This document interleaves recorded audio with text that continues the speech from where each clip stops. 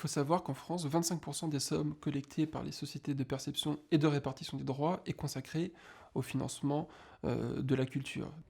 La difficulté, c'est que personne n'a accès en fait à qui fait quoi pour décider quelles actions culturelles sont soutenues. Beaucoup de sociétés de gestion collective ne diffusent pas de données exploitables qui permettent de savoir quelles sont les actions culturelles financées par ces sommes-là. Et aujourd'hui, ce qu'on voit, c'est que 2 rapports concomitants ont dit qu'il y avait quand même un manque de transparence dans le système. On a cherché à savoir comment étaient réparties ces sommes, quels étaient les bénéficiaires finalement de ces flux financiers relativement importants, de l'ordre de 50 millions d'euros en 2013. Et on a eu d'énormes difficultés à accéder à cette documentation. Et pour dire les choses, cet accès nous a été refusé par le ministère de la Culture. J'ai moi-même essayé de percer les secrets de ces flux.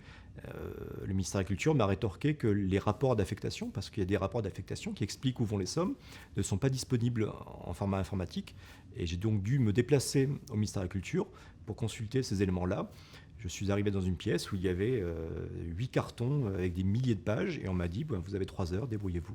On trouve que c'est un petit peu dommage parce qu'effectivement, ces sociétés de gestion se retrouvent dans la situation de gouverner une partie finalement de la politique publique de soutien de la culture. Ça nous semble pas leur rôle. Et donc de ce point de vue-là, on trouve que ça devrait être plus transparent, voire même de savoir s'il n'y a pas une gouvernance ad hoc qui devrait être posée sur la gestion de ces 25%.